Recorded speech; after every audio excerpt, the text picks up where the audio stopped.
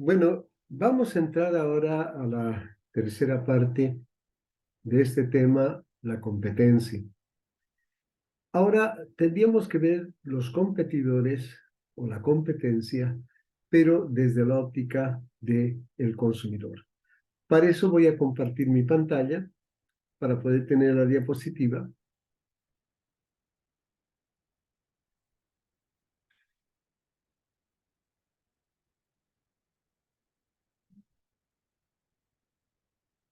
Bien, cuando empezamos a hablar de los competidores y ahora tocando la parte de la óptica del consumidor, tenemos que hablar de algunos métodos que vamos a utilizar.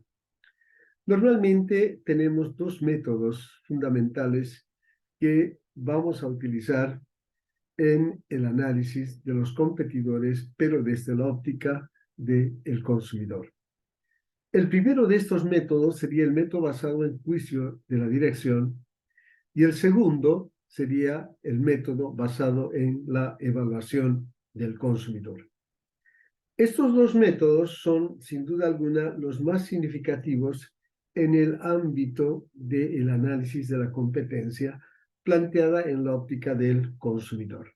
Ahora bien, vamos viendo por una parte el primer método, el método basado en juicios de la dirección.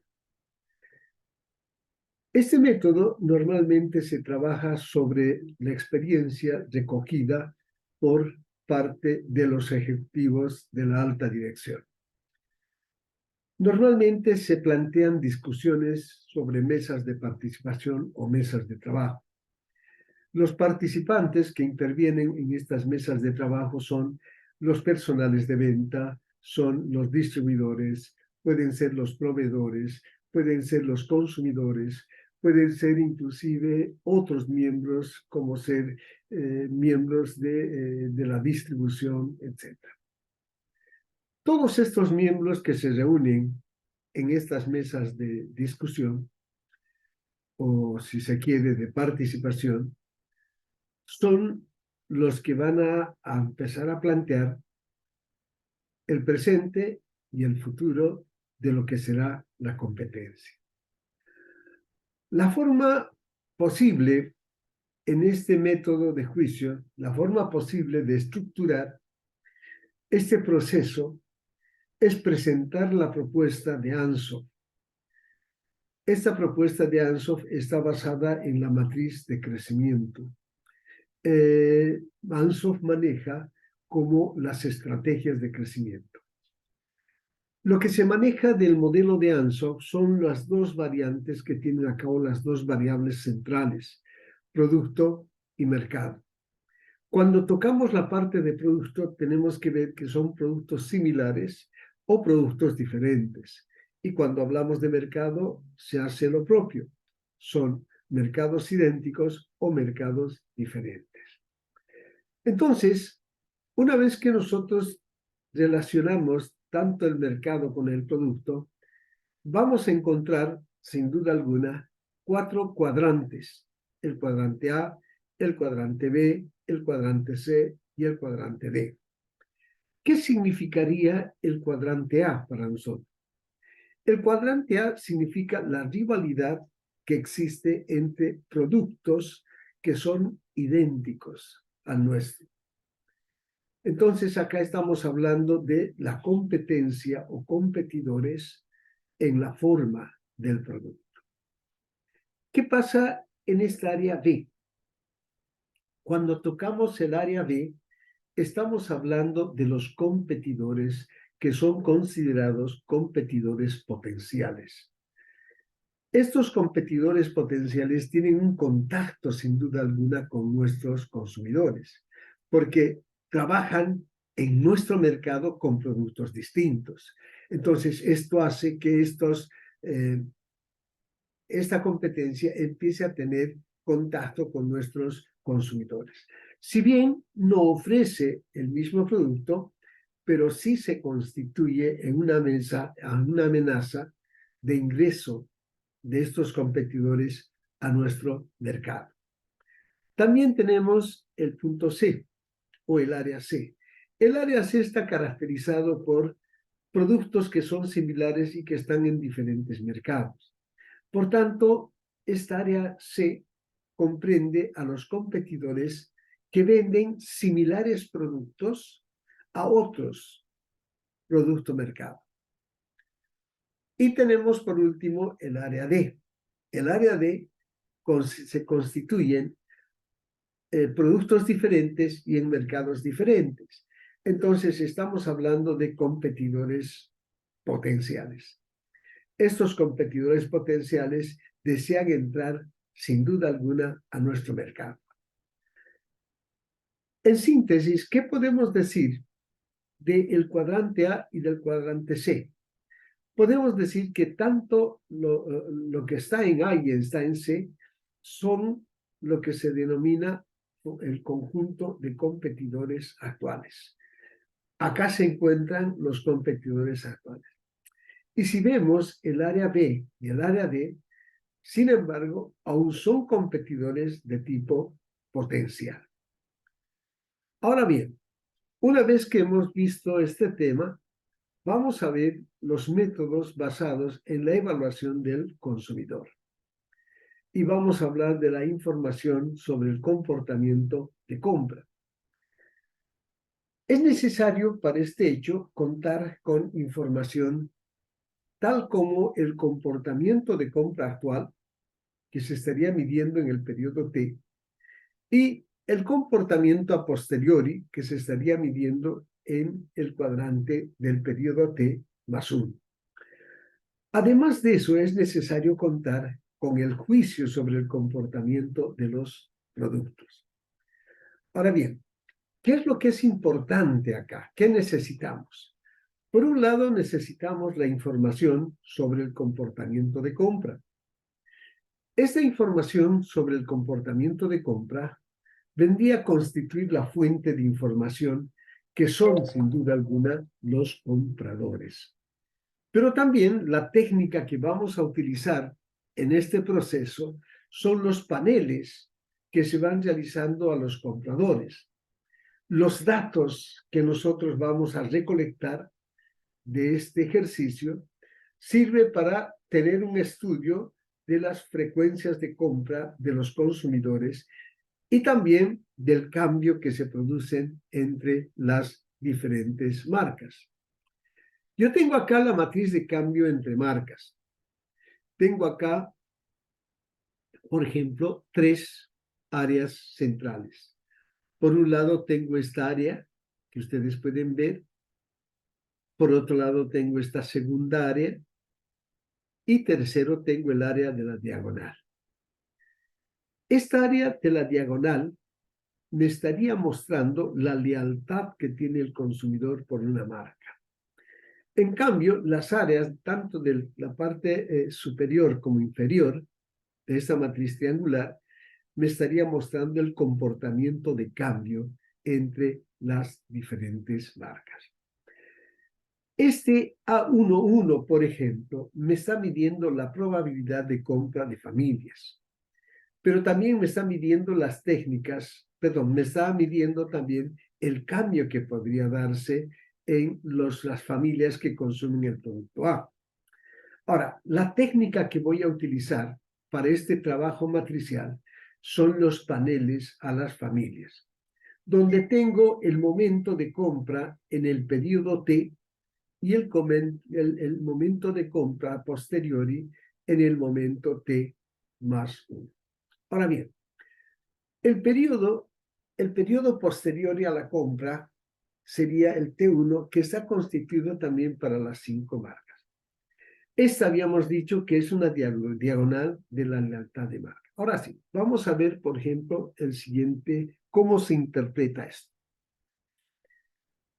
Acá yo tengo una matriz ya con sus probabilidades y voy a decir, por ejemplo, que los consumidores que compran la marca A en el periodo T y que comprarían en el periodo T también T más 1, también la marca está en el 60%.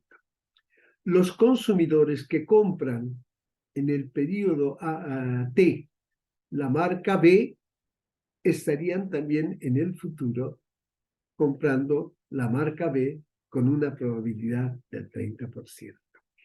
Entonces, los elementos fuera de la diagonal, ¿sí?, nos está mostrando el comportamiento que existe entre el cambio de marcas. Otro caso de interpretación, por ejemplo, la probabilidad de que los que compran A, aquí está, los que compran A en el año o en el periodo T y compren en el periodo T más 1 la marca B es del 20%.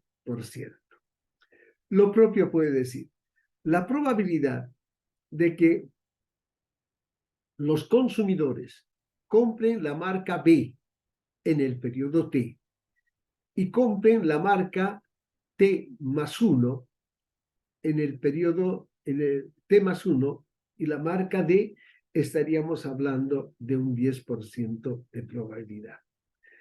Por ejemplo, acá tengo que si en el periodo C, es decir, en el periodo T, los consumidores compran la marca, por ejemplo, D, y en el periodo T comprarían la marca E, la probabilidad es del 30%. Esa es la forma en la cual se maneja esta matriz de cambio entre marcas, la forma como se interpreta. Ahora bien, voy a entrar ahora a otro método basado también en la evaluación del consumidor y estamos hablando de lo que se denomina juicio sobre el comportamiento de uso.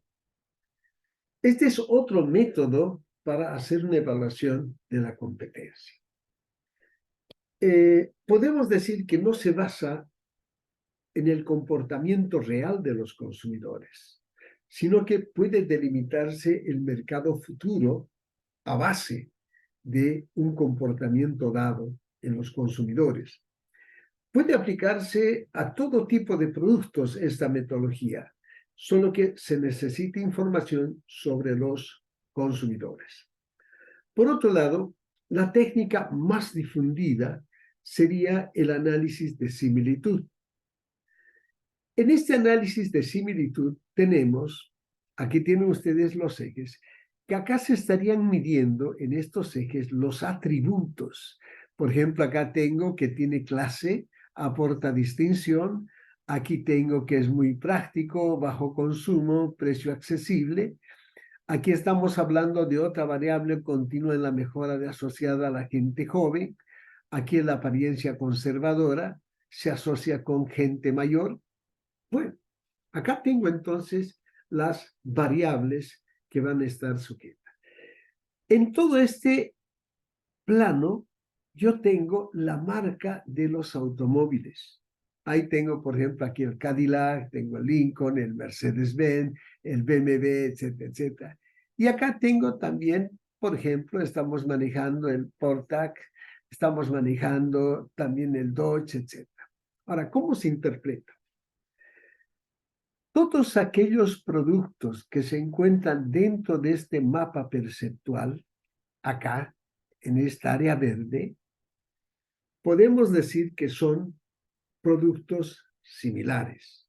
Entonces, hay una similitud entre los productos que están en esta área verde, pero no así en aquellos que están fuera de este círculo verde. Ahora bien, una vez que hemos visto este análisis de similitud, vamos a entrar a ver la técnica de eliminación de producto. Esta técnica de eliminación de productos se utiliza para la identificación de los competidores. La base fundamental de este método es la reacción de los consumidores a la no disponibilidad del producto. Eso quiere decir que se debe trabajar un poco, si ustedes quieren, sacando los productos o cambiando los productos. No tiene que haber una disponibilidad plena del producto.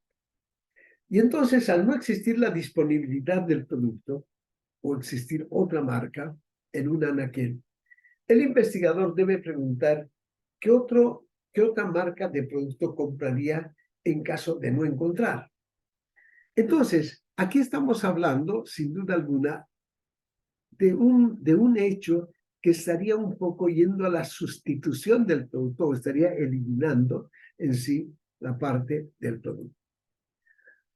Ahora bien, determinar el grado de rivalidad entre los productos, la técnica es de juicio de similitud. Un grupo de consumidores identifica una lista o uso o aplicaciones. Debe en consecuencia el encuestado responder el producto utilizado en el momento determinado. Por otro lado, la técnica de sustitución de uso, que sería otra, consiste en que el producto va un poco a tener características de un uso determinado. Entonces, el producto va a ser para un uso determinado. Ahora, los métodos que hemos visto anteriormente se desarrollan a lo largo de dos dimensiones fundamentales. Por un lado, la utilidad de cada método para determinar la competencia a un determinado nivel y por otro lado, la información necesaria para ejecutar el método. En consecuencia, una vez que hemos visto estos dos elementos, vale la pena plantear estos métodos y hacer una comparación entre los distintos métodos que hemos visto. Acá, por ejemplo, tenemos los métodos, ahí tienen basados en juicios, basados en comportamiento de compra, etc. Ahí tienen ustedes toda la parte de los métodos. Aquí tienen el nivel de competencia y acá tienen las fuentes de información. Para empezar, entre las fuentes de información tenemos dos fuentes de información. Por un lado, las fuentes de información primaria y segundo, las fuentes de información secundaria. Si yo manejo el método basado en los juicios de la dirección, el nivel de competencia que me puede medir está basada en la forma de producto y en la categoría de producto. Para ver la forma y la categoría de producto, preciso tener fuentes primarias y fuentes secundarias. Cuando hablo de los métodos basados en el comportamiento de compra del consumidor, estamos hablando del cambio de marcas o la matriz. Puedo utilizar uno para la forma de producto, dos para la competencia del producto y necesito la fuente de tipo secundario. Y acá tienen también lo que son los métodos basados en el comportamiento de uso del consumidor. Acá tienen que puedo utilizar para la forma de producto, los tres, para la categoría de producto, los tres, para productos genéricos, los tres. Debo tener presupuesto en el modelo o en el método de sustitución de uso y luego tengo que tener para los tres información primaria y no información secundaria. Entonces, estos métodos acá más voy trabajando, estos últimos, con lo que se llama la información de tipo primario. Ahora bien, tengo también acá el análisis de los competidores, ¿sí? Y debemos construir un sistema fundamentalmente de vigilancia. Este sistema de vigilancia necesita de fuentes de información. Tenemos que hacer una evaluación permanente de nuestros objetivos, de los objetivos que han alcanzado los competidores. Y hay que hacer un análisis de los recursos, de las capacidades y también de todas las estrategias que han utilizado los competidores. Entonces, de esa manera, el análisis del competidor estaría entrando en una fase culminatoria.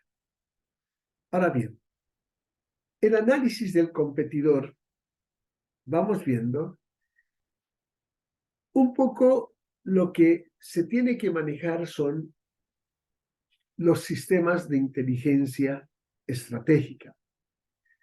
Y el análisis de los competidores precisa, como habíamos dicho anteriormente, una fuente de información.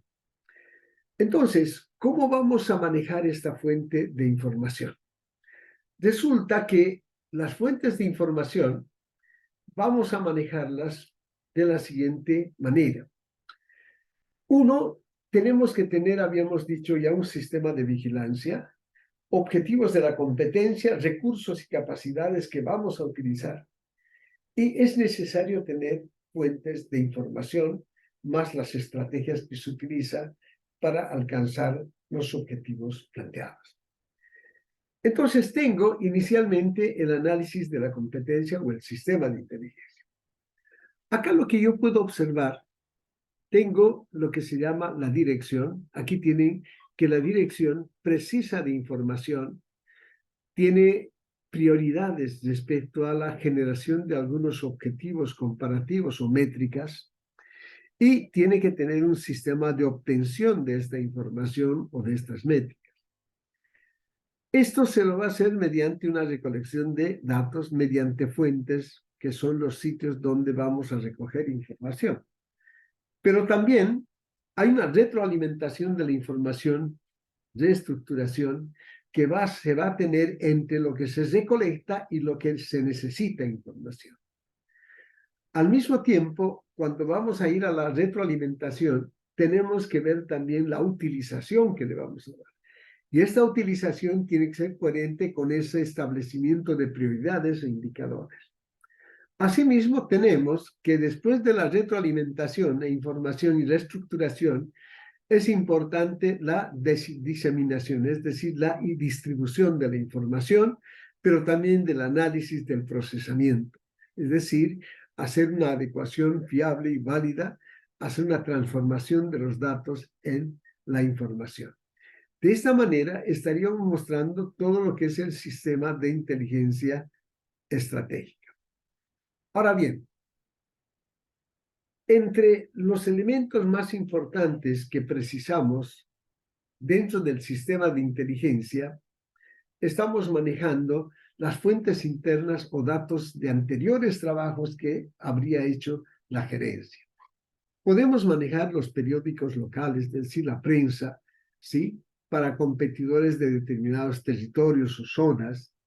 Los informes anuales a nivel también corporativo nos sirve, las patentes adquiridas también, las publicaciones especializadas, especialmente sobre información genérica, las noticias que se han podido divulgar por los propios competidores y así paulatinamente otras variantes que serían nuestras fuentes secundarias. Como un segundo punto, tenemos la evaluación de los objetivos de los competidores. Hay tres objetivos fundamentales, como ustedes pueden ver: objetivos de crecimiento, objetivos de mantenimiento y consolidación y objetivos de recolección y cosecha. Y ahí viene la recuperación de inversión. Pero vamos a ir por el comienzo y decir que conocer los objetivos que persigue la competencia nos permite a nosotros tener una buena adecuación de nuestra estrategia. Nos permite tomar acciones específicas en pos de protegernos de la competencia. También me va a indicar los mercados en cuales la empresa intenta desarrollarse y me permite me permite presumir la intensidad de la actividad del competidor. Ahora, nosotros acá tenemos que requerir de algunas muestras, ¿sí?, y que tenemos que sacar de la competencia y que estas muestras tienen que ser de tipo intencional. Por otro lado, los objetivos tienen que ser múltiples y estos son los tres más importantes que habíamos mencionado al inicio de este punto. Por otro lado, tenemos el análisis de los recursos y capacidades y de las estrategias de los competidores. Lo primero que tenemos que hacer es conocer los recursos de nuestros competidores. ¿Con qué recursos cuentan? ¿Cuáles son sus capacidades y hacia dónde está empezando a direccionar sus estrategias. En otras palabras, es tener bastante información de la competencia. Y esto, sin duda alguna, esta información tiene que ver mucho con la gestión empresarial que realiza nuestra competencia. También podemos ver ahora aspectos relativos a la gestión empresarial y los objetivos de estudio para evaluar los recursos, capacidades y estrategias. Para comprender la agresividad de la competencia, se debe dar respuestas a algunas preguntas que nos vamos a plantear. Por ejemplo, ¿es relevante el producto para la empresa en términos de venta, en términos de beneficio y en términos de número de empleados? Es una pregunta. Otra pregunta podría ser, ¿cómo es visible el grado de compromiso de un mercado? Otra pregunta podría ser, ¿es agresivo el equipo de la dirección empresarial? Entonces, estas preguntas que hemos planteado nos permiten un poco llevar adelante un diagnóstico. Acá ustedes tienen algunas variables que están mencionándose como aspectos directivos de la organización, los análisis funcional y tienen los aspectos estratégicos y acá tienen toda la relación de ellas. Para concluir este tema, voy a tocar lo que se denomina las nuevas tendencias del estudio de la dinámica competitiva. Podemos decir que las principales características en esta nueva competencia es continuo y se plantea con carácter genérico. Podemos decir que el benchmarking es una herramienta continua, es una herramienta útil para mejorar en todas las funciones o todas las funciones que tiene la empresa. Mejorar la gestión administrativa, podemos mejorar la gestión financiera, la parte de la producción, la parte de marketing y otras áreas también de la empresa. Ahora, la comparación se establece con nuestros competidores, también como cualquier líder del mercado. El objetivo final del benchmarking es que la empresa debe conseguir una excelencia. En otras palabras, ser la mejor alternativa de empresa, la mejor alternativa de empresa en gestión. El benchmarking también ha sido denominada, o ha tenido, perdón, varios aspectos que han ido evolucionando con el tiempo. Podemos decir que hay que situarlo al benchmarking en un contexto de empresa que cada día está continuamente autoestudiándose. Es ideal para entornos con moderado cambio, cuando son entornos no tan violentos. Es importante el uso del benchmarking. Por otro lado, tenemos también lo que es la hipercompetencia. Y la hipercompetencia se produce cuando empezamos a hablar que hay cambios, especialmente en los costos variables. Existe una menor duración de los procesos de diseño de los nuevos productos. Existen nuevas tecnologías que están apareciendo en el mercado. Podemos hablar de que existen nuevos competidores que entran al sector industrial. Podemos hablar que hay una reposición de los participantes en el sector industrial. Hay una redefinición radical de las fronteras del mercado, etc. Entonces, en este escenario de la hipercompetencia, estamos viendo que hay dos elementos fundamentales que son el origen de la hipercompetencia. Por un lado, tenemos lo que es la economía global y por otro lado, la evolución tecnológica. Las empresas deben, si ustedes quieren, destrozar sus ventajas competitivas para generar otras antes de que se produzca su imitación. También podemos hablar que en el largo plazo el éxito depende de la formulación de una estrategia dinámica pero al mismo tiempo para la creación y destrucción de recreación continua de ventajas en costo, en el corto plazo. Ahora, hablar de la hipercompetencia es hablar de una nueva tendencia.